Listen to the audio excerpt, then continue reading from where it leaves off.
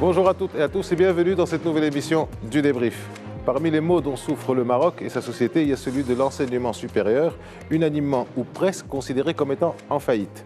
Comment peut-on estimer qu'une politique, en l'occurrence celle de l'enseignement supérieur, soit un échec ou en échec? Eh bien, quand ses résultats tardent ou peinent à se manifester. Et de fait, l'université marocaine ne produit pas les compétences nécessaires au marché du travail, elle reste aussi en retrait en matière de recherche et développement. Or, dans le monde actuel, qui n'avance pas recule, et force est de constater que notre université, qui n'avance pas, recule. On voit ça à plusieurs paramètres. L'entreprise ne recrute que rarement les lauréats des universités nationales, lesquels lauréats, du moins pour les plus talentueux et prometteurs, préfèrent s'exiler pour compléter leur parcours à l'étranger, avant ou puis de s'y installer. Quels sont les mots de notre université? Comment les définir? Comment y remédier? Nous répondrons à ces questions avec nos invités qui sont des spécialistes de la question. Alors, professeur Jamal Htabi, vous êtes docteur en droit, spécialisé en sciences politiques et vous êtes aussi doyen de la faculté de droit de Mohammedia. Bonjour et merci d'être avec nous. Bonjour, merci pour l'invitation. Merci beaucoup, Si Jamal. C'est Abdeltaïf Komat, vous êtes doyen de la faculté de droit de Casablanca, vous êtes économiste de formation et formateur aussi d'économistes et vous êtes spécialisé en management des ressources humaines. Bonjour. Merci pour l'invitation. Merci d'être là. Naïm Kamal, vous êtes journaliste, chroniqueur, éditorialiste, penseur et directeur de Quick. Quoi encore? C'est tout. C'est tout. Bon, ça vous va? Bonjour et bienvenue. Merci d'être avec nous. Merci, messieurs. Avant de commencer notre débat, on va revenir sur un sujet sur lequel nous parlions la semaine dernière, qui est celle de la poursuite judiciaire en France de plusieurs journalistes marocains. Il y a eu une fin, il y a parmi eux Naïm Kamal, et il y a eu une suite, une fin. Qu'est-ce qui s'est passé, Naïm? Il y a eu classement de la poursuite pour prescription. On va dire que c'est une sortie comme une autre, ils l'ont trouvé, tant mieux. Mais au-delà de la procédure, il faut dire que même sur le fond, le dossier ne tenait pas la route et ils se sont trouvés dans une situation où il valait mieux éviter tout ce qui pouvait déjà compliquer les relations maroco-françaises. Par ailleurs, dans une passe un peu critique ces derniers temps. Donc tout est bien qui finit bien.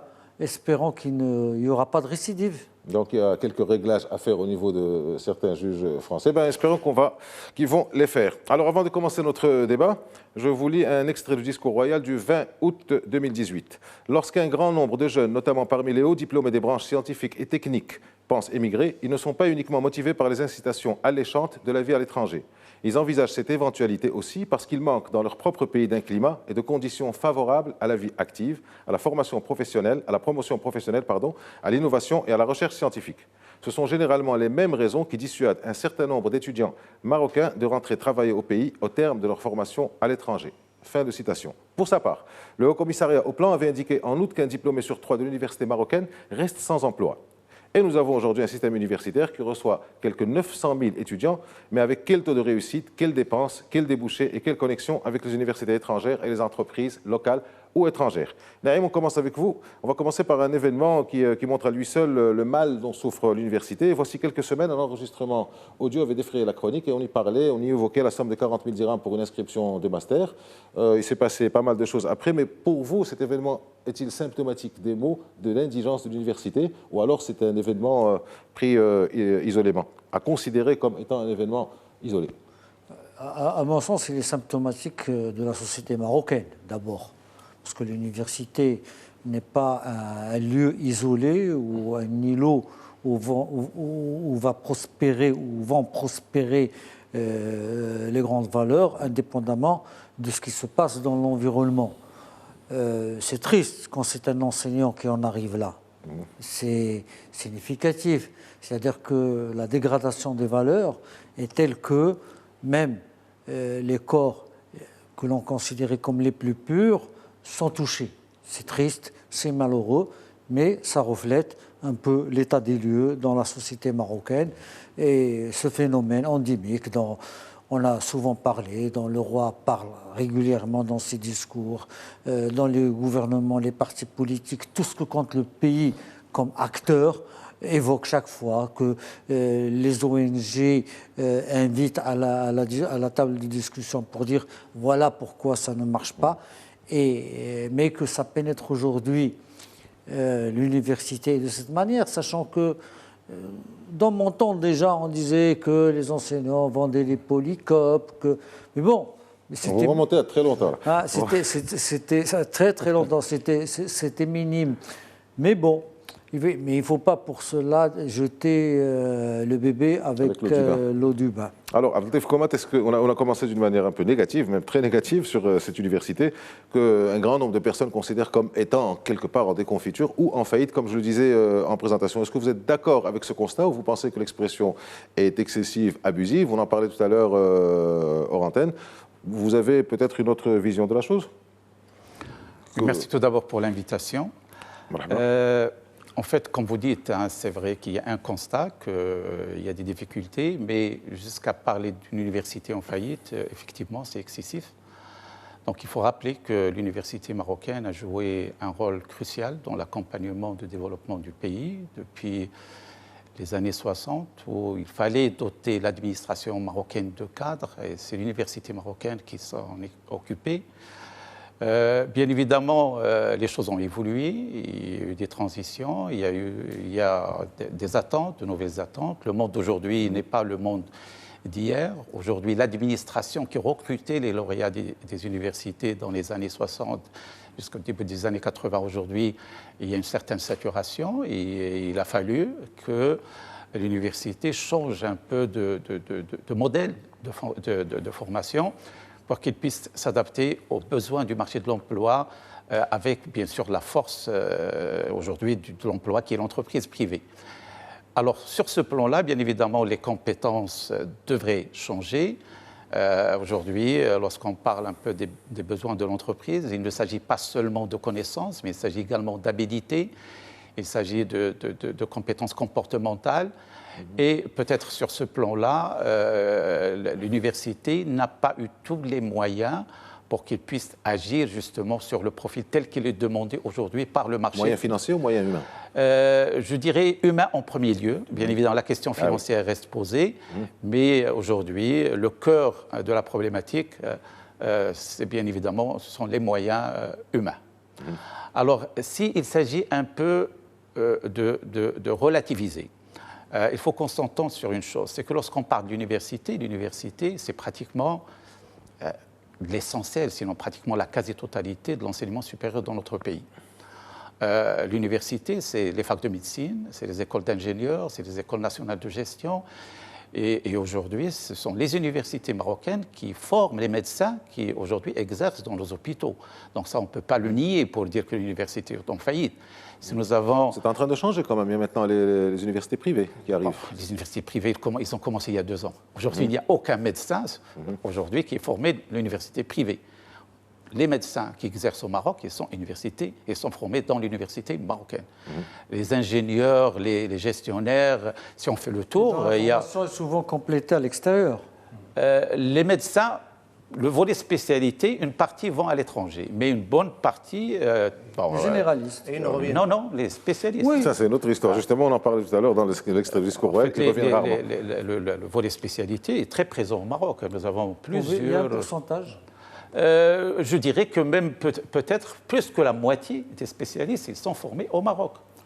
D'accord. Donc, les généralistes, oui, mais même les spécialistes. Ça, c'est juste pour dire qu'il ne faut pas mettre tout le système dans le même panier.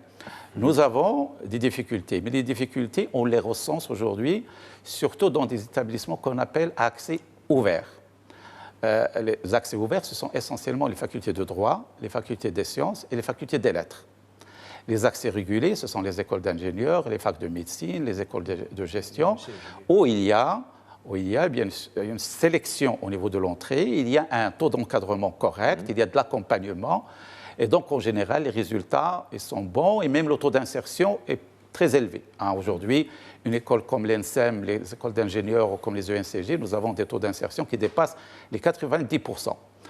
Restent les grandes facultés à accès ouvert. Malheureusement, ce sont ces facultés qui accueillent l'essentiel des étudiants. Aujourd'hui, on parle de 80% des étudiants sont dans ces accès ouverts et où il y a un taux d'encadrement faible. Donc, on estime aujourd'hui à environ un prof pour 200 étudiants dans une fac de droit. Donc c'est un sous-encadrement qui se répercute. Le taux normal est de combien, le ratio normal? Alors le ratio, il varie selon les types d'établissements. On devrait avoir un taux de 10 à 12% dans des écoles d'ingénieurs. La même chose dans des facs de médecine. Les facs de sciences, c'est entre 20 et 30, c'est-à-dire un enseignant pour 20 à 30 étudiants. Lorsqu'on est dans des accès ouverts, on devrait être entre 50 et 60. Donc un prof pour 50 à 60 étudiants. Aujourd'hui, nous sommes à 1 pour 200. Alors, on va rentrer dans ces détails tout à l'heure. Jamal Htabi, l'université aussi est quelque part doit être impliquée, incluse dans la vie de la cité. Alors, d'après vous, comment on peut évoluer cet apport à la force de l'université, aussi bien dans le tissu social que dans la contribution au développement économique? On ne sent pas l'université véritablement, ni dans les débats publics. Il y a pas mal de débats publics en ce moment. On ne sent pas vraiment une implication de l'université, parce qu'avec les lumières que vous avez, vous devriez quand même faire profiter tout le monde. Non, je crois en fait qu'on fait porter à l'université beaucoup de choses. C'est un bouc émissaire de choix et c'est très facile. On nous a souvent, catalogués comme des gens qui sont fermés sur eux-mêmes, qui ne voient pas leur entourage, alors que nous sommes ouverts et nous cherchons justement des partenariats avec le milieu socio-économique et avec le milieu institutionnel, que nous pourvoyons de matières premières et surtout dont nous sommes des producteurs d'un produit que nous ne vendons pas. C'est un produit qu'on offre aux gens pour l'utiliser. Et justement, on cherche à l'affiner et pour l'affiner, on s'adresse régulièrement à nos partenaires qui sont soit le monde socio-économique, soit le monde institutionnel. Rien qu'à l'université à laquelle j'appartiens, nous avons fait, il y a 4 ans, nous avons fait un tour quand on était en train de préparer ce qu'on appelle l'offre pédagogique. On a fait le tour de tous nos partenaires. On a fait les notaires, on a fait le barreau, on a fait la CGM, on a tout fait, tous ceux qui constituent le tissu socio-économique et le tissu institutionnel, avec une seule question: dites-nous ce que vous voulez, demandez-nous quel produit vous voulez, et dans 3 ans, vous l'aurez. On nous a bien reçus, on nous a gentiment reçus. Même sans moyens, vous allez pouvoir répondre à leurs attentes, même sans moyens, puisque il n'y a pas eu de feedback.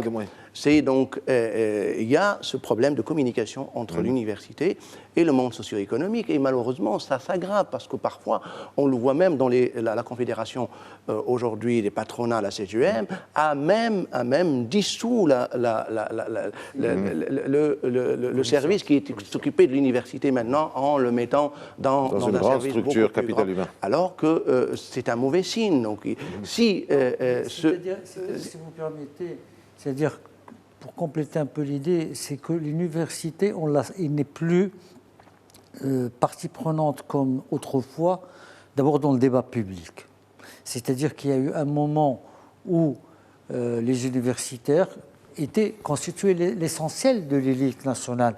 Et tout débat sociétal qui pouvait être le moteur ou qui pouvait créer la dynamique de ce que vous êtes en train de chercher et de dire. L'université est devenue inaudible, parce qu'on ne s'intéresse pas aux réussites, on s'intéresse uniquement aux choses aux mauvaises choses. Donc on va s'intéresser à un master qui ne fonctionne pas parce qu'il y a de l'argent. Ça, ce sont des petites choses dans l'université. L'université a relevé le défi d'abord de la massification. Nous avons depuis 4 ans passé de 500 000 à 900 000 étudiants qui sont encadrés dans des conditions que je juge acceptables par rapport à l'effort qui a été demandé et qui est demandé à l'université. Sa Majesté a dit il y a une dizaine d'années, il faut que l'université soit la locomotive du développement. Et elle l'est, elle essaie, on essaye. Malheureusement, on n'a pas de partenaires qui nous tendent la main. On nous demande tout. Vous parlez de qui en particulier? C'est encore la faute de l'autre. Oui, non, en fait, là, vous parlez de qui en particulier quand vous dites que vous n'avez pas de partenaire? Est-ce que vous parlez des médias, de l'entreprise? C'est une ambiance générale. Tout à l'heure, j'ai parlé de bouc émissaire. C'est une ambiance générale de taper sur ce qui reste encore de plus noble chez nous. Ce qui reste encore de plus noble chez nous, c'est notre système éducatif. C'est l'ascenseur social. Cet ascenseur social, il ne faut pas qu'il tombe en panne. Il ne faut pas qu'on lui tire dessus. Il est toujours là.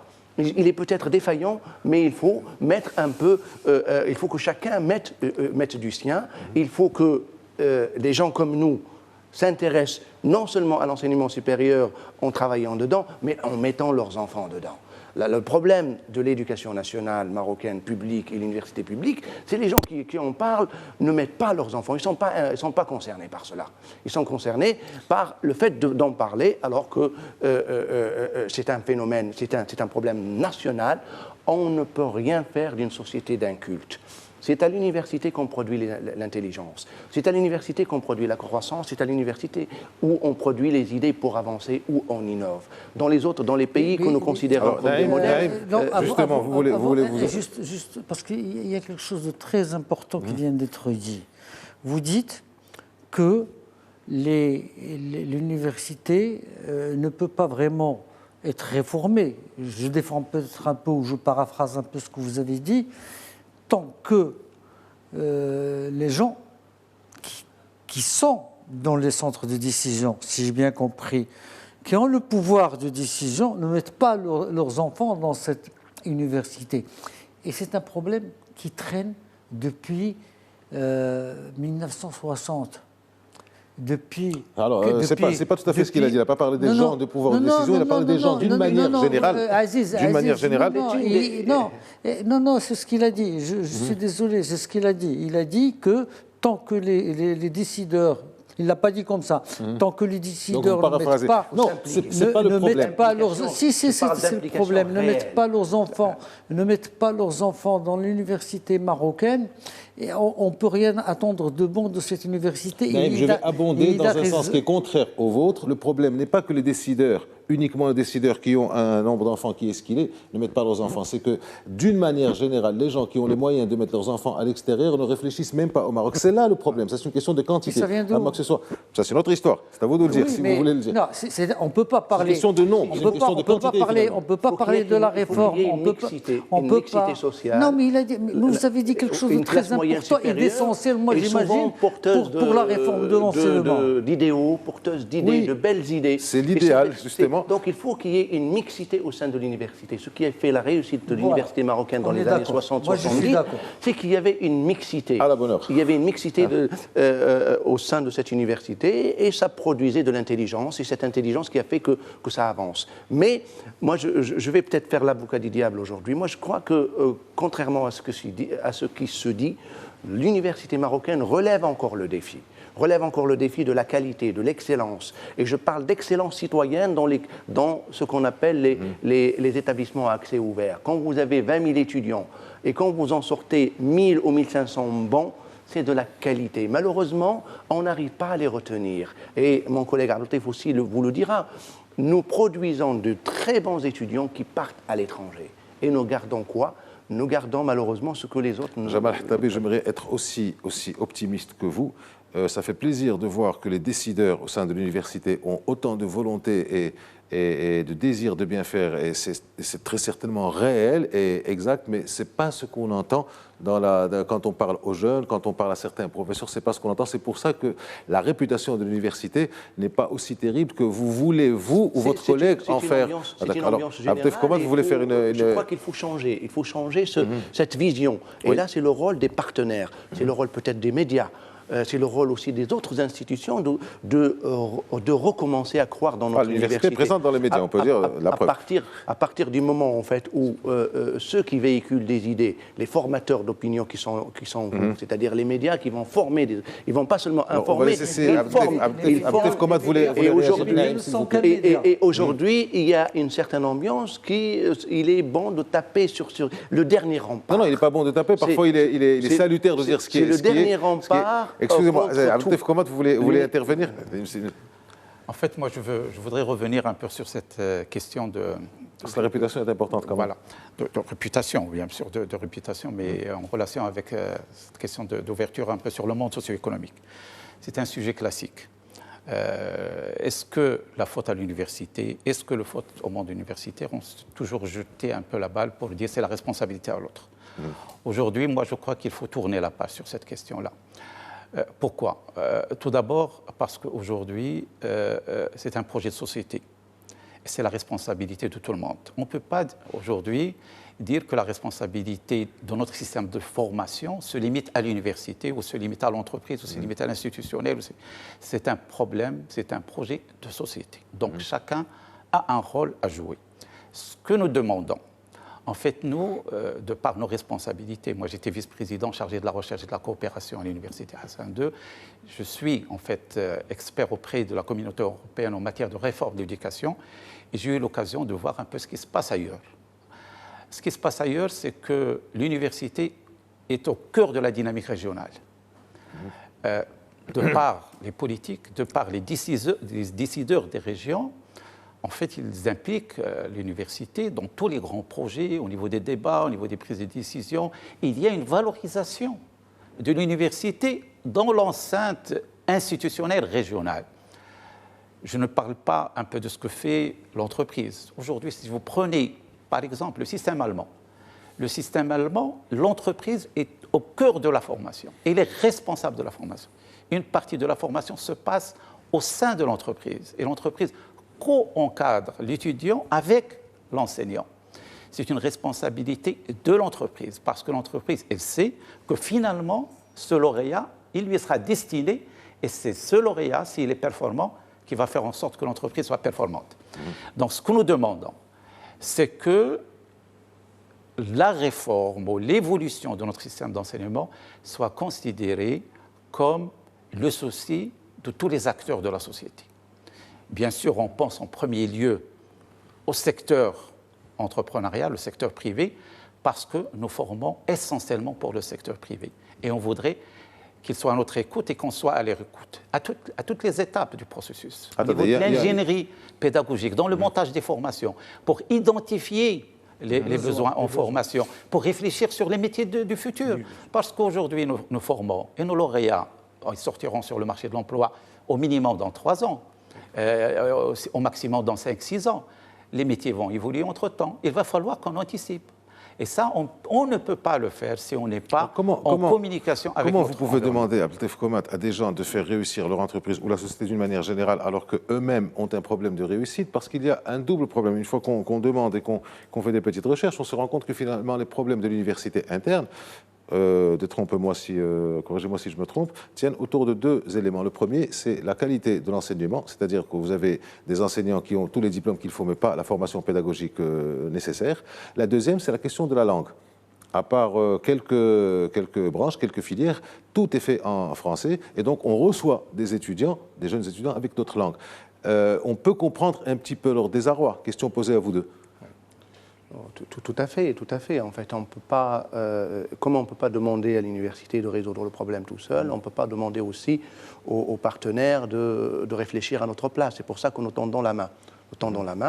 Nous avons une offre pédagogique qui initie dès le départ les partenaires socio-économiques, notamment dans ce qu'on appelle les licences professionnelles en alternance. Malheureusement, ça ne réussit pas, ce n'est pas une réussite, parce que les entreprises sont réticentes. Elles sont réticentes. Pourquoi? Je ne sais pas si c'est un problème de qualité de formation ou un problème d'image de notre produit. Comme je le dis souvent, nous vendons un produit qui est bon, mais dans un sac en plastique noir. Donc il n'y a pas l'emballage pour les établissements à accès ouvert. On a des étudiants qui sont de très bonne qualité. Et d'ailleurs, on a un retour aujourd'hui de certains de nos partenaires, notamment le secteur financier et les secteurs de la banque. Ils ne veulent plus des produits affinés tels que certaines écoles.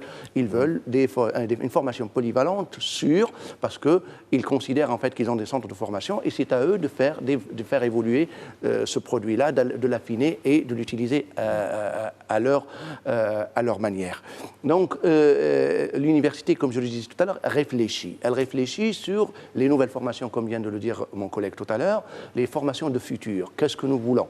Qu'est-ce que les entreprises veulent d'ici quelques années? Mais nous réfléchissons tout seuls. C'est-à-dire en fait que nous devons non seulement en fait faire produire, mais aussi anticiper les besoins des autres. Or, ce n'est pas. Alors nous allons justement. À quoi sert le conseil supérieur? Ce n'est pas. Il y a beaucoup de conseils, il y a beaucoup d'intervenants. Il y a beaucoup d'intervenants, mais ça, en fait, moi, je ne veux pas accabler le secteur privé. Donc, nous avons des relations qui sont extraordinaires avec certains secteurs. Mais le secteur institutionnel aussi, l'absence de la région. par exemple. Serge tout à l'heure a parlé de l'expérience allemande et de la présence de la région dans la formation. Jamal Khattabi, quand ici, vous savez, la région est out. La théorie économique de base est que quand quelqu'un vend un produit et qu'il n'arrive pas à vendre son produit, la faute n'incombe pas au consommateur, à l'acheteur, mais au vendeur. Donc, quelque part, c'est ça. Mais vous n'avez pas tout à fait répondu à la double problématique de la pédagogie de l'enseignement et de la langue de l'enseignement. On va y revenir juste après. C'est l'heure de la pause. Nous allons nous retrouver dans quelques instants. À tout de suite. Merci.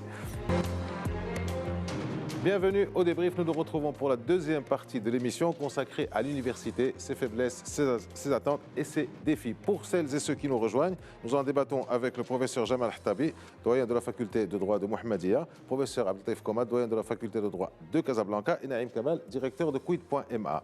Juste avant la pause, Abdeltaïf Komad, je vous avais posé la question, de la même manière qu'à votre confrère, sur les deux grands problèmes que rencontrent les étudiants à l'université de la vie générale, qui sont la qualité de la pédagogie, avec des enseignants qui ont les diplômes techniques qu'il faut, mais pas les formations en pédagogie. Et deuxièmement, la question de la langue. D'ailleurs, nous avons un débat actuellement au sein de la société sur la langue, sur Derija. Mais bon, ce sont des étudiants qui sont issus de l'enseignement public, donc plutôt arabisants, très arabophones, ce qui est normal. Nous sommes un pays arabe et amazigh.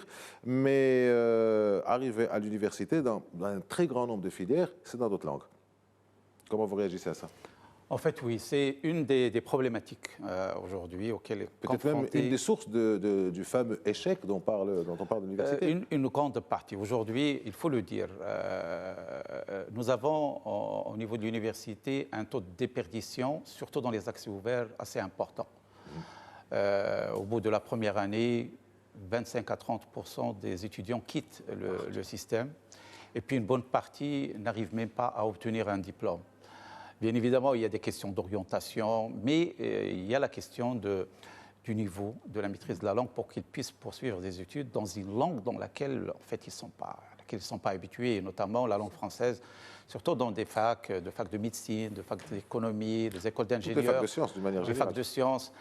L'enseignement se fait en français, alors qu'auparavant, ils ont suivi des cours, notamment des matières scientifiques en langue arabe. Et donc, il y a un déphasage, il y a un décalage, bien sûr, qui perturbe l'étudiant. Et même l'enseignant, parce que l'enseignant, pédagogiquement, comme vous l'avez dit, s'il a devant lui un étudiant qui n'assimile pas, qui ne comprend pas ce qu'il est en train de dire, même l'enseignant est frustré au-delà de l'étudiant. Alors, oui, c'est une... J'ai une question pour vous sur ce sujet. C'est une question. Qui jusqu'à présent explique une bonne partie un peu les difficultés que nous rencontrons. Alors, il faut dire une chose, c'est que ça même constitue une bonne partie des orientations de Sa Majesté dans son discours du 20 août. Il a même appelé à consacrer une période du cursus à la maîtrise de la langue. Et donc, ce sont des choses sur lesquelles, aujourd'hui, le ministère de l'Enseignement supérieur n'est pas insensible. Il est en train de réagir. Il y a tout un chantier qui est en train d'être préparé et qui sera annoncé prochainement, où cette question sera intégrée par l'université. Parce que, comme vous l'avez dit, en fait, ce sont des inputs pour nous. Nous recevons des bacheliers à un certain niveau de la maîtrise de la langue et on doit, peut-être au-delà de notre métier, d'aller vers le côté connaissance, le côté académique, le côté scientifique, d'assurer une mise à niveau linguistique, qui n'est pas notre métier. Donc c'est quelque chose qui est, excusez-moi, c'est quelque chose qui est prévu. Alors Naïm, justement, moi, je voudrais vous poser une question à vous qui êtes journaliste, pas à eux qui sont doyens. Est-ce que vous ne pensez pas que, quelque part, les politiques ne les aident pas? Il y a eu, alors, pour les Gomènes, il y a eu une vive polémique entre Benkiran et Belmokhtar, l'ancien chef du gouvernement, l'ancien ministre de l'Éducation, sur le baccalauréat international, sur l'introduction de langue au niveau des 2 dernières années du secondaire. Et il y a eu toute la polémique. Est-ce que les politiques ne jouent pas un rôle négatif quelque part? On voit les doyens ici présents qui ont énormément de volonté, de désir de bien faire. Et quelque part, est-ce qu'ils ne sont pas freinés par les politiques? Est-ce que par les politiques? Réponse de journaliste. Non, c'est pas. On est freinés. Ils ne sont pas. Il faut arrêter d'abord de dire ils et nous. Nous sommes une entité entière. C'est-à-dire, s'il y a quelque chose qui concerne chaque Marocain, c'est bien l'enseignement. Que ce soit au niveau de la maternelle, de la crèche, au niveau du primaire, du secondaire, du collège ou de l'université. ou du supérieur pour être plus général, ça concerne tous les Marocains. Donc s'il y a un frein, il concerne tout le monde. S'il y a du freinage, il concerne tout le monde. Le problème de la langue, pour y revenir, on le voit maintenant, on est en train de discuter s'il faut brir ou pas. Moi, quelqu'un m'avait posé la question, il m'a dit, est-ce qu'on va enseigner brir à nos enfants? Je lui ai dit, est-ce qu'on leur fait manger brir? Si on leur fait manger brir, pourquoi ne pas leur enseigner brir?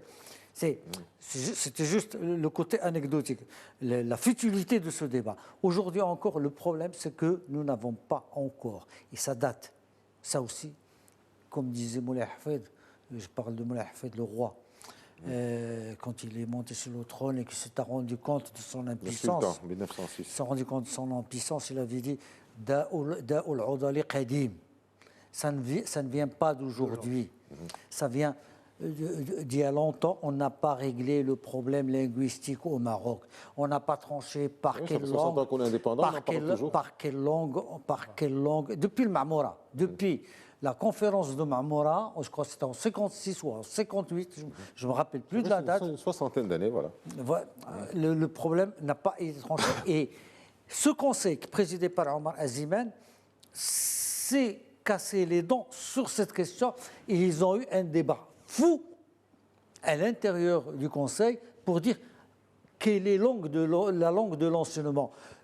La polémique. C'est la politique. Ce sont deux partis emblématiques dans ce pays qui sont le PJD l'Istiqlal qui ont toujours défendu cette politique d'arabe. On est arabe, il n'y a pas de problème. Mais dans ce cas, prendre une décision et mettre l'arabe aussi. Mais qui va prendre cette décision? C'est une confusion entre la langue et l'identité. C'est là où c'est dangereux. Voilà. La langue comme identité, comme élément. Non, il faut faire une distinction claire. Je reviens à vous. On peut aller jusqu'à la sacralité. Je reviens à vous, mais laissez-le terminer son idée, s'il vous plaît, Naïm. Donc, en fait, le problème vient de là, c'est qu'il y a une confusion entre notre identité marocaine, etc., arabophone, amazigh, et la langue de l'enseignement. Donc il faut qu'on sépare entre les deux. Il faut qu'il y ait une langue pour l'enseignement et la langue qui est liée à notre identité arabo-musulmane, amazigh, etc., est une autre histoire. Donc, d'où l'utilité, comme l'a dit Sinaïm tout à l'heure, c'est que peut-être on est tous concernés. Si on est tous concernés, il faut un débat national sur la langue. Et sur la langue d'enseignement. Quelle langue d'enseignement voulons-nous? Parce que jusqu'à maintenant, ce qu'on a fait, c'est qu'on a, jusqu'à maintenant, nous avons réformé. Mais nous avons réformé tout le temps dans l'urgence. Et pour un secteur aussi important que l'enseignement, on ne réforme pas dans l'urgence. Alors, une réaction rapide, parce que je voudrais poser une question rapide. On a passé notre temps à réformer l'enseignement. Et je vais dire qu'on est en train de le réformer au sens militaire du terme. On est en train de l'envoyer à la retraite. Il faut croire qu'aujourd'hui, il y a des options. On a tellement tergiversé, on a tellement hésité, on a tellement dit qu'il ne faut pas toucher à ça, que la société risque d'exploser, que socialement, on va avoir des problèmes qu'on n'a pas bougé. Et chaque fois, on a cumulé les réformes, les plans d'urgence, sans arriver à quoi que ce soit. Le problème est là. On ne va pas réformer si on ne résout pas le problème de la volonté politique. Très bien, donc on en restera là pour la langue parce qu'il y a d'autres... Non, je termine parce que ce que je vais dire est important. Ce que je veux dire, c'est pas très important. Non, ça c'est très important. Ça c'est très important. On arrive aujourd'hui avec un enseignement où un étudiant arrive à l'université, soit analphabète bilingue ou bilingue analphabète. Il ne maîtrise ni l'arabe ni le français, alors que la langue de l'enseignement, c'est l'anglais. Si on veut parler dans l'absolu. Donc, si on veut faire des choix, il faut dépasser le français. Le français lui-même n'arrive pas à s'en sortir. Or, aujourd'hui, ce qui me semble encore plus grave, c'est peut-être la seule solution, c'est à côté de l'enseignement public, on est en train de créer un enseignement supérieur privé, avec des partenariats avec des États et des universités étrangères. Et je me pose la question, ne sommes-nous pas en train de condamner l'enseignement public marocain à la généralisation de l'enseignement? Ça serait une bonne chose. Il faut le déclarer. Si c'est un choix, il faut le déclarer et le dire. Il y a un enseignement qui est fait pour la culture, parce que vous l'avez dit, Naïm, on va passer. Il y a un enseignement pour la formation. On ne passe pas l'émission sur les langues. Comment on va passer à autre chose, justement. Alors, quand on parle des langues, quand on parle des moyens, quand on parle de la pédagogie, quand on parle de ça, il y a des décisions qui doivent être prises au niveau de l'université.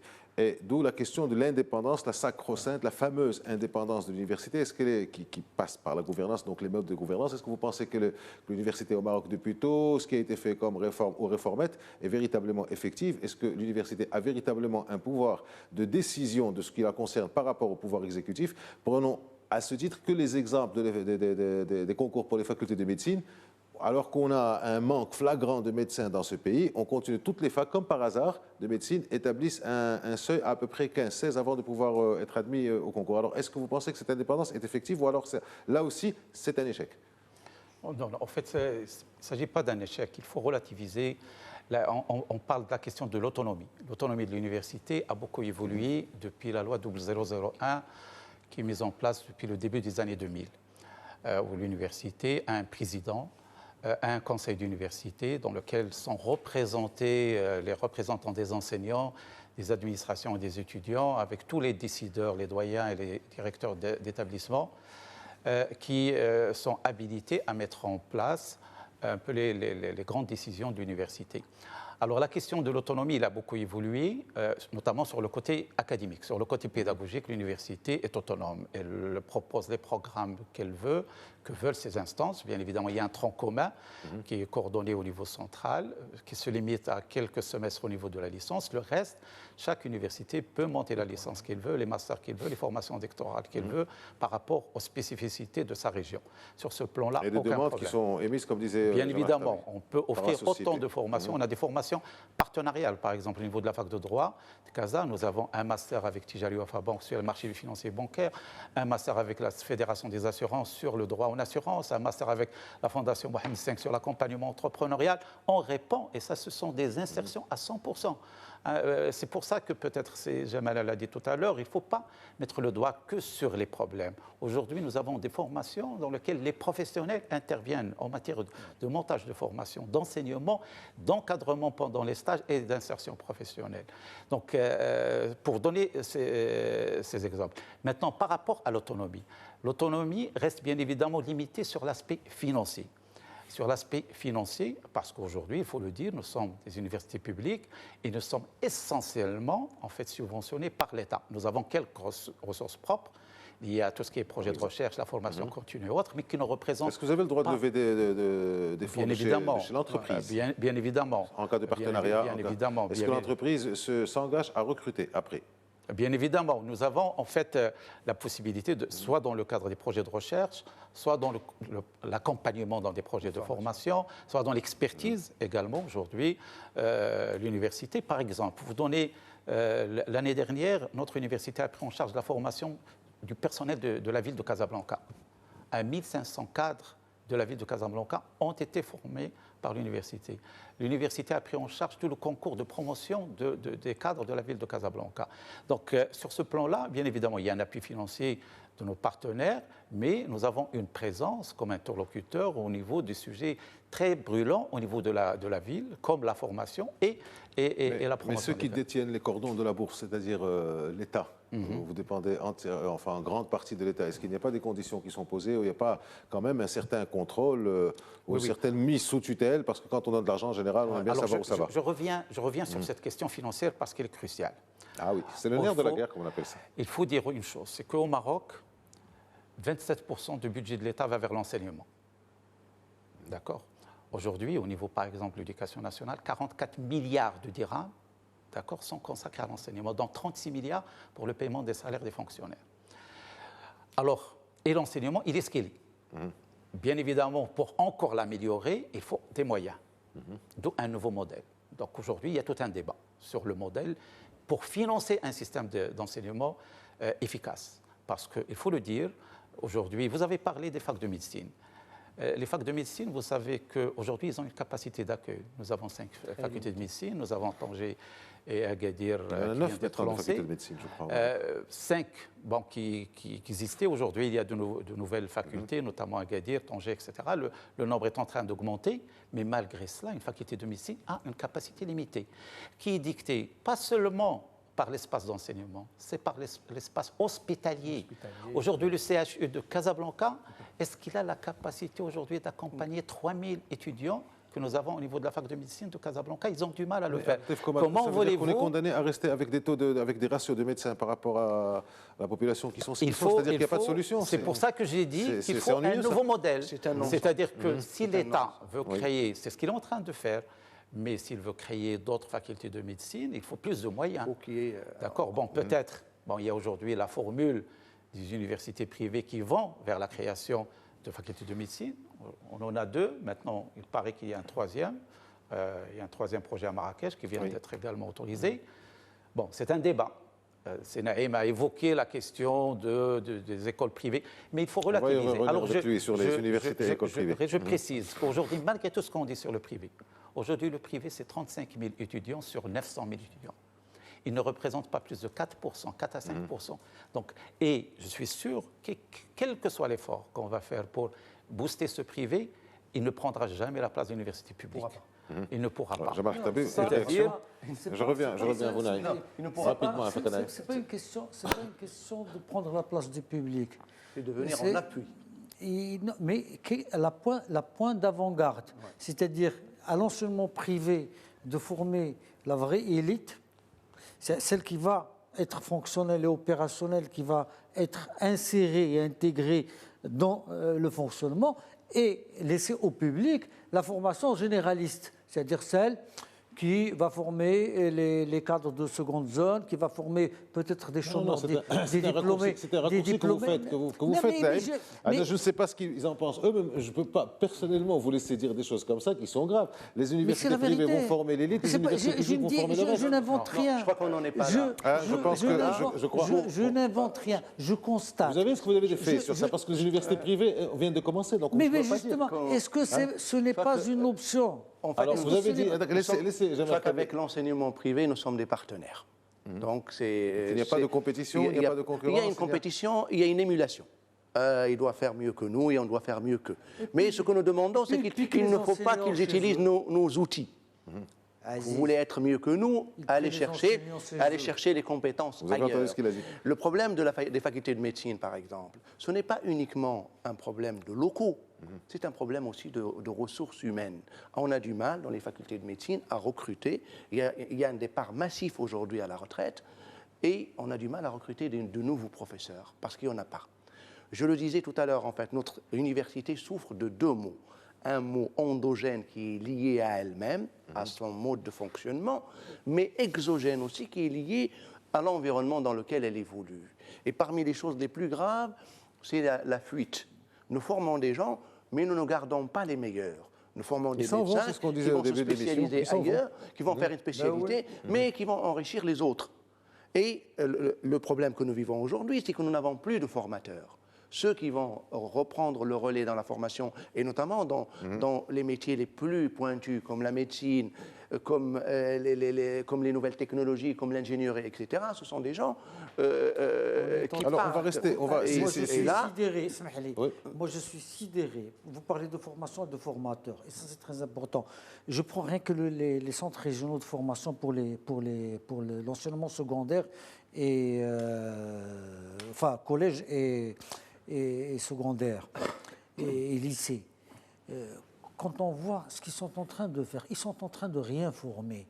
Et ces gens-là qui sont en train de sortir de ces écoles pour aller encadrer nos élèves dans des stades très sensibles n'ont aucune compétence pour la plupart. Et c'est eux qui vous doivent prendre en charge cette réforme dont vous parlez, et c'est là le fond du problème, et qui doivent préparer ces étudiants qui doivent arriver dans ce cadre que vous voulez préparer, mais on est dans un cercle vicieux. En fait, Sur C'est cette Alors, question, on va- sur cette Oui, question, Abdel Komat, Oui. rapidement, si vous Oui, voulez, je reviens à Jamal Moi- Tabé pour la non, question. non, moi je veux. la question, l'action à deux niveaux. en termes Naïm, de... nous avons 52 minutes dans cette émission, on ne peut pas. Ben oui, mais on reviendra la semaine prochaine, on de reviendra parler la de semaine ça. La prochaine. question de formation des formateurs, notamment au niveau des collèges et des lycées, c'est un problème.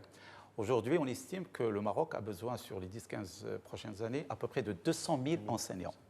Alors, il faut dire que le ministère, aujourd'hui, bon, nous avons l'avantage, c'est d'avoir un ministère qui coiffe les différents départements, de l'éducation nationale, la formation professionnelle, l'enseignement supérieur et la recherche scientifique. Et Jusqu'à ce qu'on l'université... ne les sépare encore. Bon, pour le moment, je crois sont là. que... Ne soyez pas de mauvais on est augure. parti Laissons pour le temps faire les quelques... choses. Parce On qu'on est verra. en Il y a déjà train... assez de problèmes comme ça. Ne prévoyons pas les problèmes avant qu'ils On est en arrivent. train de faire, et c'est des choses qui vont voir le jour prochainement, de voir qu'on va capitaliser sur cette intégration par des prises de décision en termes de pans entre les différents pans de l'enseignement d'une manière générale. Si je prends que l'exemple que vous avez évoqué, aujourd'hui, je ne sais pas est-ce que vous avez suivi l'actualité, il y a un projet qui maintenant est lancé, que l'université a intégré la formation des enseignants du primaire en partenariat avec les ENS. Et donc, il y a des licences en pédagogie et nous formons 20 000 lauréats chaque année à partir de Est-ce que cette ceux qui année. le font ont déjà une formation en pédagogie? Oui, qu'ils parce forment à la pédagogie? parce que les pilotes de ces opérations, ce sont la faculté des sciences de l'éducation et les ENS, les écoles nationales D'accord. supérieures, qui sont formés, qui sont des pédagogues. Ils vont assurer le côté pédagogique de la formation. Et chaque faculté va assurer le volet disciplinaire. Les facs de sciences vont enseigner les maths, vont enseigner les sciences et la physique, les facs de lettres, la communication, etc. Et ce sont des pédagogues qui vont former les futurs enseignants à la pédagogie. Et donc, c'est un projet qui est lancé, des étudiants sont en inscription, et cette année, on va démarrer ce projet pour dire que cette intégration du ministère a permis, en fait, à intégrer le supérieur pour régler une problématique de l'éducation nationale. Je reviens à une question qui est partie un petit peu, parce que les discussions sont parties sur autre chose. Mais si on reste sur les facultés de médecine, par exemple, les facultés de sciences, on reste sur les moyens, on reste sur la concurrence, on reste sur ce que disait Naïm des autres qui les piquent. Et on reste aussi sur un problème qui fait que tous ces gens partent, c'est la recherche. Donc, avec tous les problèmes qu'il y a, quelle est la place de la recherche à l'université? Je suis désolé, mais je vais vous donner 2 minutes pour répondre à un problème aussi vaste que ça, mais allez-y, vous avez l'habitude de synthétiser. Tout à fait. Donc, je vais encore faire l'avocat du diable. La recherche est là. La recherche Avec est quels là. moyens? Je dirais pas avec les moyens du bord, mais elle est là. Elle n'est pas peut-être ce qu'on attend, mais c'est pour ça qu'on a besoin de partenaires.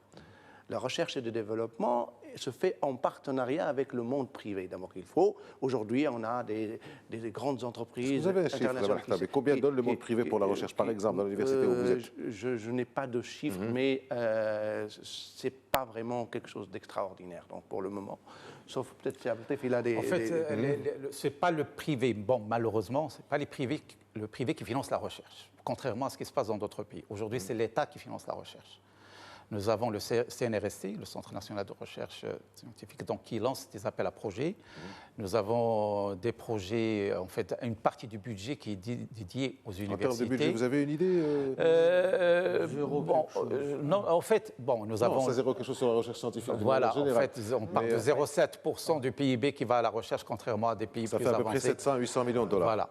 Bon, mais ça reste, milliards de dirhams, c'est pas... Voilà, ça reste en deçà de ce qu'il faut. Que les régions aussi, les institutions mettent la main à la poche, parce qu'en fait, quand on travaille, par exemple, des régions de la région de Casablanca-Stade, on travaille sur les problèmes qui sont liés à la logistique, sur la smart city, etc. Donc, il faut que la région mette aussi un peu la main à la poche, comme j'ai dit tout à l'heure. Pour le moment, ils sont là, mais à mon avis, la recherche, c'est leur dernier souci, alors que la recherche, c'est la production, pas seulement de l'intelligence, mais de ce fameux capital humain dont on parle et qui est à valoriser. On en parlait tout à l'heure, Abdel Komat, quand on parle de tout ça, la place de l'université au sein de la société, il y a aussi une grande question qui se pose depuis quelque temps, c'est le nouveau modèle économique, le fameux nouveau modèle économique. Où en est l'université dans ce modèle? Qu'est-ce qu'elle peut faire? Qu'est-ce qu'elle a fait, si elle a fait quelque chose? Alors, vous avez parlé tout à l'heure de l'absence de l'université sur les débats publics. Donc, je rappelle qu'au mois de mars, nous avons organisé sous le patronat de Sa Majesté un symposium sur le nouveau modèle économique. Donc ça dénote que nous prenons en charge les débats sur les grandes questions qui concernent notre pays, notre société. Alors la place de l'université, elle est cruciale. Pourquoi? Parce que le modèle économique marocain, il a connu une certaine saturation. Et aujourd'hui, le Maroc est un pays en pré-émergence. Nous sommes à une saturation des voies classiques en termes de l'investissement public, par exemple, de l'État. Le Maroc consacre 32% en fait, de son PIB à l'investissement public, qui est un des taux les plus élevés au monde. Aujourd'hui, on ne peut plus continuer comme ça. Le Maroc consacre, en fait, au niveau de la création d'emplois dans des secteurs classiques. Il y a l'agriculture, il y a le textile, il y a l'agroalimentaire, etc. À un certain moment, aujourd'hui, nous avons un taux de croissance, aujourd'hui, de 3-4%. Le taux de croissance qui créait dans les années 70 50 000 emplois par an, ils ont créé il y a quelques années 20-25 000, aujourd'hui ils ne créent que 10 000. C'est-à-dire que ce n'est pas par le modèle classique actuel que nous allons pouvoir résorber les 200 000 personnes qui demandent l'emploi chaque année. Donc il va falloir aller vers de l'innovation, vers de la création, mais surtout et surtout vers l'entrepreneuriat. Aujourd'hui, s'il y a quelque chose qu'il s'agit de développer dans l'avenir, dans le cursus universitaire, c'est d'amener les jeunes à innover, à créer. Et là, c'est un cheval de bataille sur lequel est en train de travailler le ministère. Donc il va y avoir des choses qui seront annoncées prochainement. Je vous rappelle que lundi prochain, par exemple, nous signons une convention avec une grande banque, créer un incubateur au sein de notre faculté. Nous sommes en train de créer un incubateur sur l'économie sociale et solidaire, qui est également un secteur qui va se développer. On va rester sur ça. Merci à vous. On aurait voulu parler. On va rester sur notre fin, mais vous savez, Naïm, le temps a ses contraintes, et ces contraintes, parfois on n'est pas tout à fait d'accord, mais enfin, bon, il nous aurait fallu des heures, peut-être des journées, et je crois qu'on en parle depuis des mois et des années. Merci à vous, messieurs, d'avoir été avec nous. Merci à vous de nous avoir suivis du début à la fin de cette émission. Restez sur Média 1 TV. À la semaine prochaine pour une nouvelle émission du débrief. Merci.